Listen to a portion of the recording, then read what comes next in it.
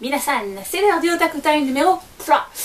Alors, donc, je vous fais ça un peu en mode random, c'est la fin du week-end, explosé de la vie.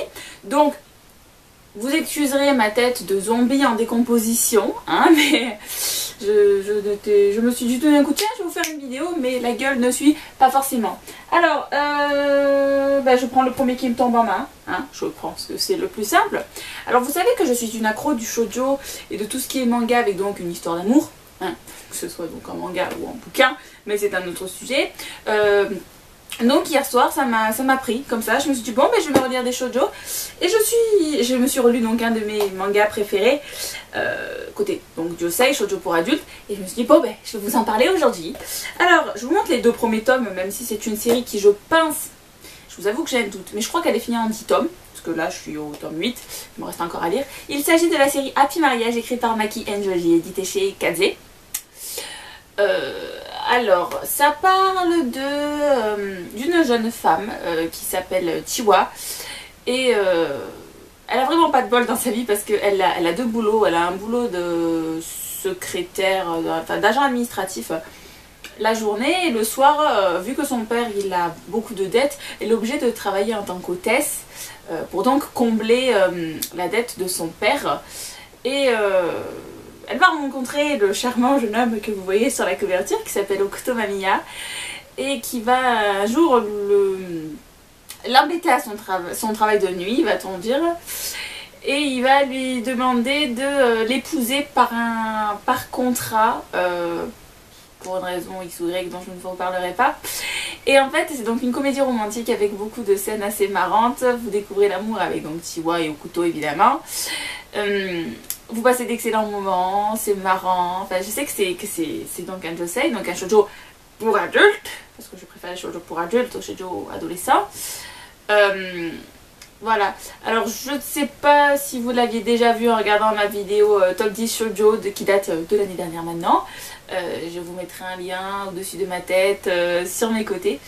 Donc voilà, j'apprécie toujours autant cette série, j'en suis dingue. C'est vrai que je trouve quand même qu'il y a trop de tomes pour ce que c'est, mais j'adore cette série, donc si vous ne connaissez pas je vous conseille définitivement. Et puis les dessins de Maki Enjoji sont très très beaux. Je suis tombée sur une image de chapitre, youpi. Ah mais je regarde depuis tard, je vous tiens le manga à l'envers, eh ben tant pis. Voilà, j'aime beaucoup les dessins d'Okuto, puis même quand vous voyez les dessins de couverture, c'est quand même du très bon boulot qu'elle fait. Et puis voilà, et puis I am fan, tout simplement. Alors attendez, je vous ai préparé une image où il y a de la lingerie. C'est ce qu'on appelle un don, hein, ne jamais trouver des images qui correspondent pour pouvoir vous les montrer. Alors que ce n'est pas un manga porno, hein, là encore, vous voyez, ils sont tous les deux dans les draps, tout va bien. Donc voilà, alors donc Happy Mariage, je vous conseille si vous ne connaissez pas. Alors, numéro 2, il fallait absolument que je vous parle de ce manga parce que je vous en ai parlé à plusieurs reprises dans mes Hey Lundi Party. Après, peut-être vous n'étiez pas abonné à ma chaîne à ce moment-là. Donc il faut que j'en parle de ce manga animé parce que j'adore. Il s'agit du manga Devil and Realist qui est de... Oh purée. Utako Yukihiro et Madoka Takadono, je crois. Ouais! Pardon, j'ai deviné, je suis trop forte. Donc voilà, Devil and Realist qui est édité chez Tonkam dans la collection Shonen Girl.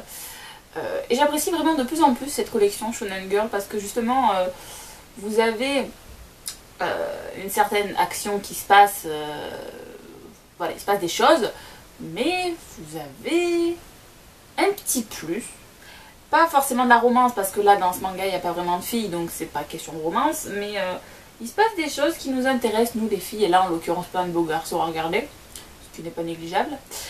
Donc voilà, vous pouvez donc voir sur les couvertures que les dessins sont splendides là encore. Je ne sais pas si je vous montre les dessins avant vu qu'on en vient à en parler. Voilà, je suis très fan de ça. Et avant de vous parler du résumé, c'est donc un manga qui est en cours en France avec 5 tomes. Je suis un peu désespérée d'avoir le tome 6, hein, j'aimerais bien l'avoir mais c'est pas tout de suite. Je sais qu'il y en a au moins 7 au Japon. Et cet été, depuis le 4 juillet, vous avez l'animé qui est en cours, enfin qui est en cours de diffusion au Japon. Comme je vous disais, je n'étais pas préparée pour la vidéo, je ne sais plus parler. qui est en 12 épisodes pour le moment et qui est donc disponible en simulcast sur les sites de Quête et Télé. Et donc, faut payer parce que là c'est légal. Voilà. Mais ce manga est tellement bien. Il est tellement bien que oui, il faut regarder. Justement, moi j'attends que tous les épisodes soient sortis pour pouvoir me les faire tous en une journée. Donc c'est très très dur, mais je vais les regarder, je vous le garantis, je vais les regarder. Voilà, alors donc l'histoire, vous avez notre petit blondinet qui est là, c'est William Tunning. Ça ne dit pas son nom de famille dans le... Je vais derrière, mais c'est William qui est en gros membre de la noblesse anglaise.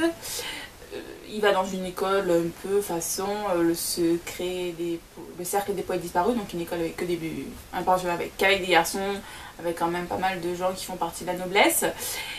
Et c'est un garçon assez, comment vous dire, autoritaire, très très têtu, il sait où il va, il sait ce qu'il veut faire, il est très intelligent, tout ça. Et tout ça pour dire que un jour va arriver un démon, je me casse la gueule, qui est ici sur la couverture, qui s'appelle Dandelion, mais comment dire, William est très très bordé, voilà, et en fait, même si donc Dandelion lui prouve à plusieurs reprises que c'est un démon avec des pouvoirs et tout, William va pas le croire et va essayer de trouver chaque fois par A plus B que la magie n'existe pas, que les démons c'est pas réel. Donc je vous laisse imaginer les premiers chapitres, l'importance que ça peut avoir sur l'histoire. Et bref, pourquoi Dandelion a rencontré William, vous me direz? Tout simplement parce que William est l'électeur, donc un descendant de... Oh, j'arrive plus à parler. Un descendant de Salomon, voilà, et en fait c'est lui qui doit choisir le futur roi des enfers, et donc il y a plein de candidats démons qui vont essayer de venir et embêter William dans sa vie scolaire, donc c'est excellent. Donc après vous avez donc une certaine explication par rapport à la religion, mais c'est pas barbant, explication sur l'histoire, sur plein de personnages célèbres comme Barbe Bleue par exemple, donc c'est excellent, il y a plein de beaux garçons, je me répète. Et vous avez donc une intrigue, c'est très très prenant. Et donc, jetez-vous dessus, c'est top. Voilà. Devil and Realist. Et je vous montre quand même les dessins à l'intérieur. Because, je vous l'ai déjà dit à plusieurs reprises, mais des fois ça reflète pas le contenu. Mais là, c'est ça, c'est une tuerie. Une tuerie. Je kiffe. Vous avez donc des garçons bien évidemment de tous les types. Vous avez des chotacones, vous avez des grands bruns, t'as des breux. Enfin, c'est très très fort. Et on m'a déjà posé la question, pour les fans de Black Butler ça pourrait vous plaire, tout simplement parce que donc vous avez des mini-enquêtes qui se passent dans ce manga, vous avez donc un héros encore une fois avec un caractère bidon borné, vous avez donc un démon qui ressemble beaucoup à Sébastien, encore un brin aux yeux rouges. Vous avez d'autres similitudes, ce qui fait que ça pourrait vous plaire. Ah oui, pour les filles qui sont à fond sur le shonen high, j'imagine que là vous n'allez plus en pouvoir, hein. C'est vrai que moi ça me vient même pas en tête en fait, j'y pense pas. Donc voilà, pour les fans de Black Butler ça devrait vous plaire, et donc vu que moi je suis fan de Black Butler à la base, et bien je n'ai fait que craquer, voilà. Je ne sais pas depuis combien de temps je vous parle de ce manga, mais foncez, Devil and Realist, c'est trop bien, c'est trop bien. Voilà. Et le troisième, je me suis pris un manga absolument débile. C'est pas du tout le manga qu'il vous faut pour stimuler votre intellect ou quoi que ce soit, mais qui fait tellement de bien de temps en temps. Il s'agit du manga School Rumble par Jin Kobayashi, édité chez Pika. C'est une série qui est terminée en 22 tomes. Alors, je vous ai sorti le manga papier pour vous montrer qu'il en existe un, mais personnellement j'ai découvert cette série il y a un paquet d'années maintenant, mais je l'ai découvert par l'animé, et je trouve que l'animé est bien plus intéressant que le manga papier, tout simplement parce que il s'agit d'un manga comique avec des exagérations de situations, et donc je trouve qu'en manga, quand c'est un shoujo par exemple, ça ne me gêne absolument pas de regarder en animé ou de lire en manga papier, parce que il ne se passe pas vraiment de scène d'action avec du mouvement, donc on s'imagine assez facilement la scène. Mais pour tout ce qui est shonen et comique, j'apprécie beaucoup de voir la scène en images. Donc School Rumble, je vous conseille définitivement de lire l'anime plutôt que de lire le manga, même si l'anime ne va pas aussi loin que le manga le fait. Mais c'est un autre sujet. Alors, parlons du résumé. Il s'agit donc de la vie de certains étudiants avec tous des amours non réciproques. Évidemment, là, vu qu'on est dans une comédie, vous avez que des personnages avec des traits de caractère assez forts et donc exagérés. Je me répète, tout dans ce manga est exagéré. Vous avez personne qui est normal dans ce manga. C'est pour ça qu'on rigole autant d'ailleurs. Donc vous avez l'héroïne, donc la fille qui est le plus la brune là sur la couverture, c'est Tenma Tsukamoto, qui est amoureuse d'un gars qui est très très bizarre, qui s'appelle Karasuma-kun. Et en fait cette fille, elle est ni bonne cuisinière, ni bonne en sport, ni intelligente. Elle est rien du tout, elle est attachante, mais c'est le seul point qu'on pourrait vraiment lui accorder.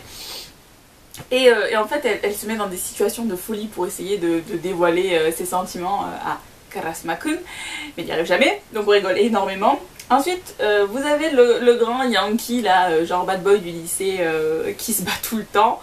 Le voyou qui, malgré ses apparences donc dures, est amoureux donc de la toute petite chose Tenma. Et tout comme Tenma, il essaye de lui déclarer ses sentiments, et qu'est-ce qu'il est bête. Tout le temps, il croit qu'elle a enfin compris ses sentiments, alors que c'est pas du tout le cas, plein de quiproquos. Donc c'est énorme. Évidemment, il y a des filles qui vont tomber amoureuses de lui. Vous avez des personnages secondaires qui vont débarquer au fur et à mesure que l'histoire avance. Et vous avez plein de situations complètement idiotes, mais tellement excellentes, qui vous font tellement rire, qui fait que cette série est excellente. C'est très bien parce que donc vous n'avez pas besoin d'une certaine continuité dans la série. Vous pouvez très bien regarder des épisodes comme ça de temps en temps. Je sais que justement le week-end dernier je me suis fait toute la saison 1, j'ai pas vu les épisodes passés, c'était absolument génial. Ce qui fait que pour ma prochaine convention au 1er décembre, je vais m'acheter la saison 2. Je l'ai déjà vu, j'ai déjà vu tous les OAV aussi disponibles, mais vraiment ce manga c'est une bouffée d'air frais pour se marrer beaucoup. Voilà. Ensuite, comme la semaine dernière, n'importe quoi, comme dans la dernière vidéo, je vais vous parler des 3 chansons génériques de manga qui me plaisent beaucoup. Même si je ne vais pas vous mettre le son, tout simplement parce que vous avez peut-être dû le remarquer. Mais donc ma précédente vidéo, le son a été coupé parce que Sony Japon a repéré une de leurs chansons dans ma vidéo et donc a coupé le son totalement. Alors, j'essaie de me rappeler les 3 dont je voulais vous parler. La toute première, c'est... oh, je me déteste. En fait, c'est le générique d'un manga mecha, mais que je ne regarde pas, donc c'est toujours beaucoup plus compliqué. C'est chanté par TM Revolution et Nana Mizuki, et la chanson c'est... je ne pourrais pas vous prononcer le nom, parce que c'est écrit en anglais, mais le premier... je vais écorcher le nom, mais... Préserve... Oh, en fait, j'en sais rien. Je l'écoute tellement souvent que je connais même pas le titre. Je vous l'écrirai. Et de toute façon, en barre d'infos, vous aurez le lien pour écouter la chanson. Ensuite, en numéro 2, j'ai une chanson donc, de Macross Frontier qui est également un mecha qui s'appelle Diamond Crevasse et elle est absolument sublime cette chanson, elle me fait pleurer, elle est... Bon, pas à chaque fois que je l'écoute, je vous rassure, parce que sinon ça craindrait un peu quand je suis dehors. Voilà la numéro 2 et la numéro 3. Je pense que je vais vous parler de Nirvana, pas le groupe américain, une chanson qui s'appelle Nirvana chantée par le groupe Muk, et qui est le générique de début du manga Inugaboku, Maison d'Ayakashi, dont je vous ai parlé dans mon précédent Otaku Time. Voilà, c'est tout pour aujourd'hui. Je ne sais pas combien de temps j'ai encore parlé devant ma vidéo. Et donc même chose, si vous avez des mangas à conseiller ou dont vous avez envie que je vous parle, mettez-moi ça en dessous, je n'y manquerai pas. Et je vous dis donc à bientôt, bonne découverte, bye.